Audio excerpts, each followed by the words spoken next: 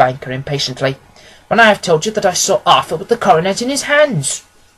"Wait a little, Mr. Holder. We must come back to that. About this girl, Miss Holder.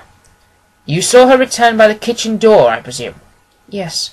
When I went to see if the door was fastened for the night, I met her slipping in. I saw the man, too, in the gloom." "Do you know him?" "Oh, yes. He is the greengrocer who brings our vegetables round. His name is Francis Prosper." "He stood," said Holmes, "to the left of the door, that is to say, further up the path than is necessary to reach the door." "Yes, he did." And he is a man with a wooden leg?" Something like fear sprang up in the young lady's expressive black eyes. "Why, you are like a magician," said she. "How do you know that?" She smiled, but there was no answering smile in Holmes's thin, eager face. "I shall be very glad now to go upstairs," said he. "I shall probably wish to go over the outside of the house again. Perhaps I had better take a look at the lower windows before I go up." He walked swiftly round from one to the other, pausing only at the large one which looked from the hall onto the stable lane. This he opened and made a very careful examination of the sill with his powerful magnifying lens. "Now we shall go upstairs," said he at last. The banker's dressing-room was a plainly furnished little chamber, of a grey carpet, a large bureau, and a long mirror. Holmes went to the bureau first, and looked hard at the lock. "Which key was used to open it?" he asked. "That which my son himself indicated. That of the cupboard of the lumber room." "Have you it here?" "That is it on the dressing-table." Sherlock Holmes took it up and opened the bureau. "It is a noiseless lock," said he. "It is no wonder that it did not wake you. This case, I presume, contains the coronet. We must have a look at it." He opened the case, and taking out the diadem, he laid it out upon the table. It was a magnificent specimen of the jeweller's art, and the 36 stones were the finest that I have ever seen. At one side of the coronet was a cracked edge, where a corner holding 3 gems had been torn away. "Now, Mr. Holder," said Holmes, "here is the corner which corresponds to that which has been so unfortunately lost. Might I beg that you will break it off?" The banker recoiled in horror. "I should not dream of trying, sir," said he. "Then I will." Holmes suddenly bent his strength upon it, but without result. "I feel it give a little," said he, "but though I am exceptionally strong in the fingers, it would take me all my time to break it. An ordinary man could not do it. Now what do you think would happen if I did break it, Mr. Holder?" "There would be a noise like a pistol shot." "Do you tell me that this all happened within a few yards of your bed, and that you heard nothing of it?" "I do not know what to think. It is all dark to me. But perhaps it may grow lighter as we go. What do you think, Miss Holder?" I confess that I still share my uncle's perplexity. "Your son had no shoes or slippers on when you saw him?" "He had nothing on save his trousers and his shirt." "Thank you. We have certainly been favoured with extraordinary luck during this inquiry, and it will be entirely our own fault if we do not succeed in clearing the matter up. With your permission, Mr. Holder, I shall now continue my investigations outside." He went alone at his own request, for he explained that any unnecessary footmarks might make his task more difficult. For an hour or more he was at work, returning at last with feet heavy with snow and his features as inscrutable as ever. "I think that I have seen now all that there is to see, Mr. Holder," said he. "I could serve you best by returning to my rooms." "But the gems, Mr. Holmes, where are they?" "I cannot tell." The banker wrung his hands. "I shall never see them again," he cried. "And my son? You give me hopes?" "My opinion is in no way altered." "Then, for God's sake, what was this dark business which was acted in my house last night?" "If you call upon me at my Baker Street rooms tomorrow morning between 9 and 10, I shall be happy to do what I can to make it clearer. I understand that you give me carte blanche to act for you, provided only that I can get back the gems, and that you place no limit on the sum I may draw." "I would give my fortune to have it back." "Very good. I shall look into the matter between this and then. Good-bye. It is just possible that I may have to come over here again before evening." It was obvious to me that my companion's mind was now made up about the case, although what his conclusions were was more than I could dimly imagine. Several times during our homeward journey I endeavoured to sound him upon the point, but he always glided away to some other topic, until at last I gave it over in despair. It was not yet 3 when we found ourselves in our rooms once more. He hurried to his chamber, and was down again in a few minutes, dressed as a common loafer, with his collar turned up, his shiny, seedy coat, his red cravat, and his worn boots.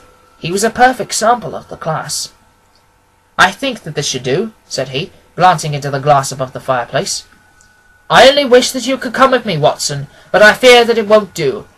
I may be on the trail in this matter, or I may be following a will-o'-the-wisp, but I shall soon know what it is. I hope that I may be back in a few hours." He cut a slice of beef from the joint upon the sideboard, sandwiched it between 2 rounds of bread, and thrusting this rude meal into his pocket, he started off upon his expedition. I had just finished my tea when he returned, evidently in excellent spirits, swinging an old elastic-sided boot in his hand. He chucked it down into a corner, and helped himself to a cup of tea. "I only looked in as I passed," said he. "I'm going right on." "Where to?" "Oh, to the other side of the West End. It may be some time before I get back. Don't wait up for me in case I should be late." "How are you getting on?" "Oh, so-so. Nothing to complain of. I've been out to Street since I saw you last, but I did not call at the house. It is a very sweet little problem, and I would not have missed it for a good deal. However, I must not sit gossiping here, but must get these disreputable clothes off, and return to my highly respectable self." I could see by his manner that he had stronger reasons for satisfaction than his words alone would imply. His eyes twinkled, and there was even a touch of colour upon his sallow cheeks. He hastened upstairs, and a few minutes later I heard the slam of the hall door, which told me he was off once more with his congenial hunt. I waited until midnight, but there was no sign of his return, so I retired to my room. It was no uncommon thing for him to be away for days and nights on end, when he was hot upon a scent, so that his lateness caused me no surprise. I do not know at what hour he came in, but when I came down to breakfast in the morning, there he was, with a cup of coffee in one hand and a paper in the other, as fresh and as trim as possible. "You will excuse my beginning without you, Watson," said he, "but you remember that our client has a rather early appointment this evening." "Why, it is after 9 now," I answered. "I should not be surprised if that were he. I thought I heard a ring." It was indeed our friend the financier. I was shocked by the change which had come over him, for his face, which was naturally of a broad and massive mould, was now pinched and fallen in, while his hair seemed to me to be at least a shade whiter. He had entered with a weariness and lethargy which was even more painful than his violence of the morning before, and he dropped heavily into the armchair which I pushed forward for him. "I do not know of what I have done to be severely tried," said he. "Only 2 days ago I was a happy and prosperous man, without a care in the world. Now I am left to a lonely and dishonoured age. One sorrow comes close upon the heels of another. My niece, Mary, has deserted me." "Deserted you?" "Yes, her bed this morning has not been slept in. Her room was empty, and a note for me lay upon the hall table. I had said to her last night, in sorrow and not in anger, that if she had married my boy, all might have been well with him. Perhaps it was thoughtless of me to say so. It is to that remark that she refers in this note.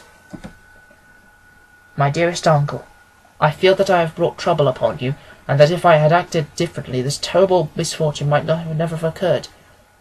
I cannot, with this thought in my mind, ever again be happy under your roof, and I feel that I must leave you forever.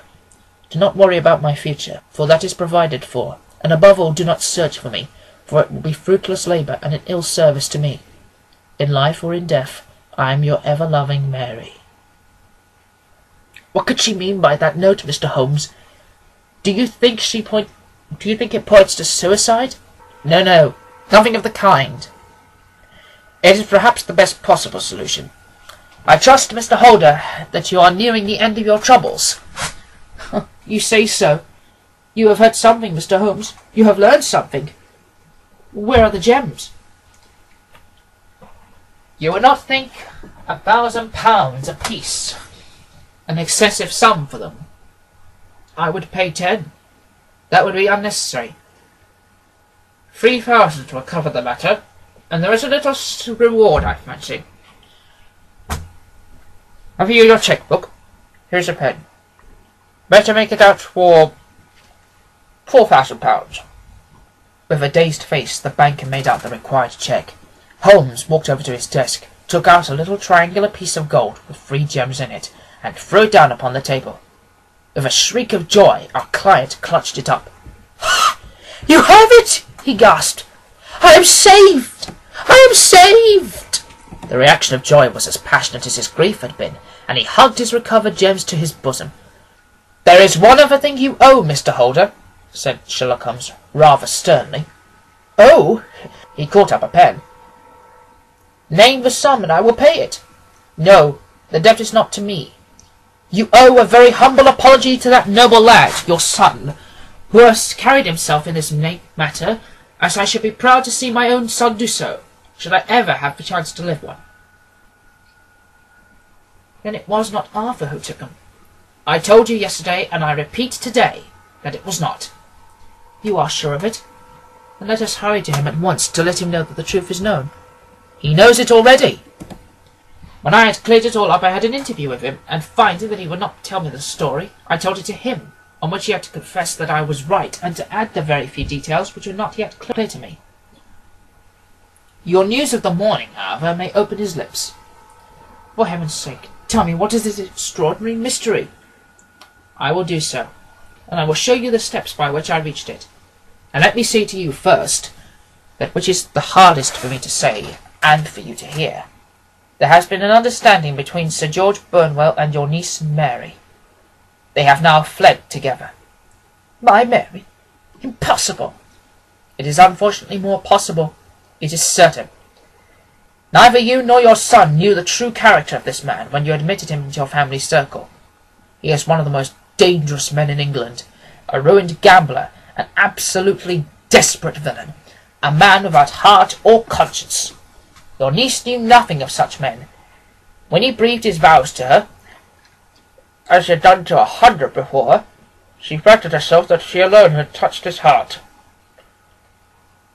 The devil knows what best what he had said. But at least she became his tool, and was in the habit of seeing him nearly every evening. I cannot and will not believe it," cried the banker with an ashen face. "I will tell you what occurred in your house last night. Your niece, when you had, as she had thought, gone to your room, she slipped down and talked to her lover through the window which leads into the stable lane. His footmarks had pressed right through the snow, so long that he stood there. She told him of the coronet.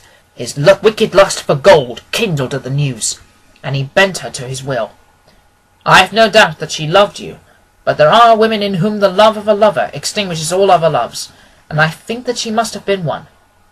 She had hardly listened to his instructions when she saw you coming downstairs, on which she closed the window rapidly, and told you about one of the servants' escapade with a wooden-legged lover, which was all perfectly true. Your boy, Arthur, went to bed after his interview with you, but he slept badly on account of his uneasiness about his club debts. In the middle of the night he had heard a soft tread pass his door, so he rose, and looking out, was surprised to see his cousin walking very stealthily along the passage, until she disappeared into your dressing-room. Petrified with astonishment, the lad slipped on some clothes, and waited there in the dark to see what would come of this strange affair. Presently she emerged from the room again, and in the light of the passage, your son saw that she carried the precious coronet in her hands. She passed down the stairs, and he, thrilling with horror, ran along and slipped behind the curtain near your door, whence he could see what had passed in the hall beneath. He saw her stealthily open the window, hand out the coronet to someone in the gloom, and then closing it once more, hurry back to her room, passing quite close to where it stood, hid behind the curtain. As long as she was on the scene, he could not take any action without a horrible exposure of the woman whom he loved. But the instant that she was gone, he realized how crushing a misfortune this would be for you, and how all-important it was to set it right. He rushed down just as he was in his bare feet, opened the window, sprang out into the snow, and ran down the lane, where he could see a dark figure in the moonlight. Sir George Burnwell tried to get away, but Arthur caught him, and there was a struggle between them, your lad tugging at one side of the coronet, and his opponent at the other.